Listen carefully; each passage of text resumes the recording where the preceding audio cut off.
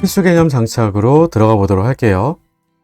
필수 개념 장착에서 더 추가로 보고자 하는 부분은 속도 상수가 온도에 의존한다라고 하게 되는 아레니우스 식에 대한 부분입니다. 이 부분은 여러분들이 어떤 상황을 가지고 이해해주면 조금 더 쉽게 납득이 될 수 있니? 라고 하는 걸 간략하게 얘기를 드릴 건데요. 반응물의 농도가 높을수록 속도는 분명 빠릅니다. 그런데 어떤 반응은 아무리 반응물의 농도가 높아도 생각보다 속도가 느리고요. 어떤 반응은 반응물이 들어있는 양이 대단히 작음에도 불구하고 굉장히 반속도가 빠른 것들도 있다는 거예요. 그럼 결국 이렇게 속도가 농도에 따라서도 차이가 난다라고 했을 때 그냥 농도가 많다 적다 뿐만이 아니라 왜 이런 속도의 차이가 생길까라고 하는 걸 고민을 했었다라고 한 거예요. 그 고민의 결과로서 아레니우스 할아버지는 이런 결론에 도달하게 됐다라고 한 겁니다. 용기 안에 아무리 반응물이 많이 들어있더라도 실제로 직접 충돌하게 되는 그 횟수 자체가 많아야, 즉 충돌 빈도가 높아야지 속도가 빠를 수가 있겠고, 부딪힌다라고 하더라도 입체적인 그 방향이 올바르게 부딪혀야지만이 실제로 활성을 가질 수가 있을 테니까 입체 인자라고 할 수 있는 그 비율이 높아야 되겠고, 그럼 이런 비율들을 가지고만 얘기할 수는 없는 게 부딪히는 방향마저 맞더라도 충돌수가 많더라도 그때 그 충돌에 해당되는 에너지가 너무 낮은 애들이 충돌하게 되면 실제로 활성에너지를 넘어서 변화가 일어나기란 어렵겠지. 따라서 활성에너지 이상의 에너지를 가지고 있는 입자들만이 반응을 통해서 우리가 변화가 생길 수 있으므로 이와 같은 충돌을 우리가 유효충돌 분율로서 표현을 같이 묶어서 나타내보자 라고 한 것이 충돌 이론의 내용이라고 보시면 됩니다. 그래서 결론에 해당되는 식을 박스로 묶어서 보여드리고 있기도 하지만 그보다 먼저 중요하게 여러분들이 꼭 체크를 해줄 부분은 그 속도 상수에 들어있는 의미들이 어떤 의미들을 포함하고 있었는지를 이해를 좀 해두도록 하시고요. 그걸 묶어가지고 다음과 같이 나타냈을 때 우리가 그 중에서도 충돌 빈도와 입체 인자를 묶어서 생각해 보면 그 말은 방향이 맞게 충돌한 비율이 되줘요. 그걸 우리가 흔히 다짐률이라고 하는 프리퀀시 팩터라고 불러주게 됩니다. 그래서 우리는 그 값을 A 값으로 쓰겠다라고 하는 거고요. 그리고 나머지 F에 대한 부분은, 즉 유효 충돌에 대한 부분은 다음과 같이 실험을 통해서 알아냈었다라고 한 거였어요. 그래서 이 두 가지를 곱으로 작성해 준 게 곧 K 값이다라고 한 것이니 이렇게 지수 형태로 보는 것보다야 우리는 자연력을 씌워서 보는 게 좀 더 수월치 않을까라고 하는 거고요. 그러다 보니까 lnK라고 하는 값이 누구에 따라서 온도의 역수에 따라서 우리가 직선의 비례관계가 성립되겠구나라고 하는 것을 확인할 수 있겠다라고 하는 것이고요. 다음과 같이 우리가 A라고 했던 값은 그래도 좀 확인이 필요했었던 이유 중에 하나는 이해 지수라고 쓰게 되면 이건 어떤 단위를 가질 수가 없겠죠. 따라서 우리가 단위가 여기에는 없어요. 그런데 속도상수 K라고 했던 건 분명 단위를 간다라고 했었던 거잖아요.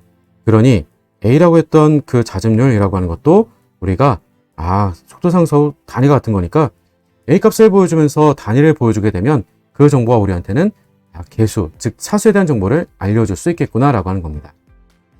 자, 기본적인 공식을 암기를 했다라고 한다면 그 내용들과 연관지어서 어떻게 질문 나올 수 있는지 혹은 우리가 기본적인 의미는 어떻게 해석할 수 있는지 간략하게 보고 문제 출제 유형이 필요한 내용들로 한 번 더 정리해 보도록 할게요.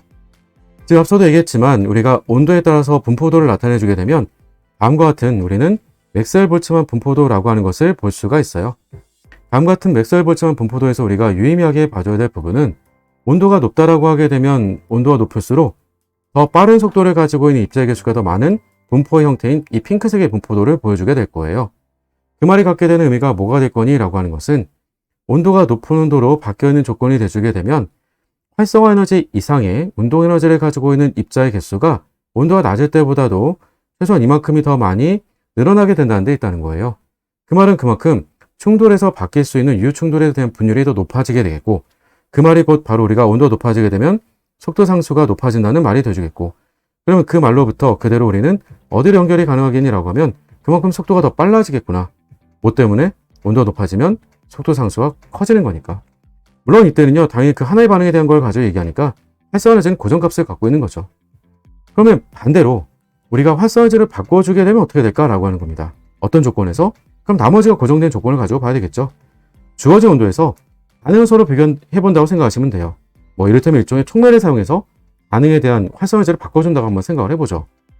그러면 원래 활성에너지가 예를 들어서 E2 정도로 있었다라고 했을 때 여기다가 내가 정촉매를 사용해줘서 활성에너지를 지금과 같이 낮춰주게 되면 어떤 일이 벌어지겠니? 라고 하는 거예요.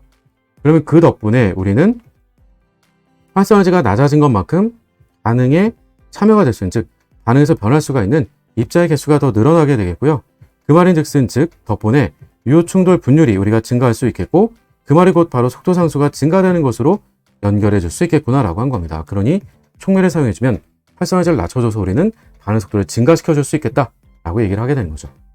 자, 그 내용들이 아래쪽에 주어진 것처럼, 그리고 앞에서 문제를 풀 때도 우리가 같이 확인해 봤던 것처럼, 특히나 두 가지 온도가 주어지게 되면 두 가지 온도에서는 반드시 두 가지 속도 상수에 대한 비에 대한 정보를 알려주게 되는 거고요.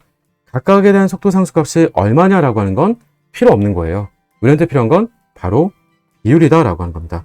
레이쇼라고 하는 것만 알게 되면, 그럼 그 덕분에 우리는 다음과 같이, 혹은 앞에서 썼던 것처럼 다음과 같이 아레니우스 식을 우리가 연결시켜가지고 그 관계로부터 활성화 에너지를 구해줄 수 있겠다라고 하는 거예요. 자, 여기서 여러분들이 또 한 가지 주목할 부분 중에 하나는 문제에서 말로 주는 표현들 가운데서 함정이 안 빠지고 간단하게 바로바로 해결해 나갈 수 있도록 다음 같은 해석이 좀 필요할 거다라고 한 겁니다. 반응 가와 반응 나를 보게 되면 분명히 기울기가 더 음의 기울기로 기울어져 있는 것은 반응 나예요. 그 말은 분명히 활성 에너지는 누가 더 크겠니? 라고 했을 때 반응 가보다 반응 나의 사이 활성 에너지가 분명히 더 크죠. 자, 그러면 이 말이 곧 우리한테는 어떻게 해석으로 말이 나올 수 있겠니? 라고 하는 거예요. 활성 에너지가 더 크다라고 하는 것은 온도가 우리가 달라짐에 따라서 속도 상수가 달라지게 될 건데, 속도 상수가 증가되는 그 비율이 활성 에너지가 작을 때보다는 활성 에너지가 클 때가 우리가 바로 변화 비율이 더 크다라고 하는 사실이에요. 따라서 활성 에너지가 클수록 속도 상수의 변화 비율이 크다라고 하는 사실 반드시 꼭 기억을 당부를 드립니다. 그래서 말로도 충분히 물어볼 수 있는 내용들이 되는 거니까 꼭 기억을 해두도록 하시고요. 마지막 촉매에 대한 것들 정리해보고 문제로 넘어가도록 할게요. 촉매라고 했던 부분은 분명히 우리가 활성 에너지를 낮춰준다라고 했어요. 근데 우리는 그것만 기억하고 있으면 좀 위험하다라고 한 겁니다. 어떻게 변화를 줘서 우리는 활성 에너지를 낮춰줄 수 있을까요? 라고 하는 거예요. 그 말은 다름이 아니라 반응 전과 후라고 하게 되는 상태들에 대한 변화를 주게 되는 것이 아니라 반응계에 대한, 즉 경로, 반응계에 있어서의 그 중간에 경로라고 할 수 있는 과정의 변화를 준 셈이 되겠죠. 그 말은 과정에 대한 변화를 준 것이지 어떤 것에 대한 변화를 준 건 아니니 라고 하면 반응물이라던가 생성물이라던가 라고 하게 되는 상태에 대한 변화를 주게 되는 것은 아니다 라고 하는 거예요.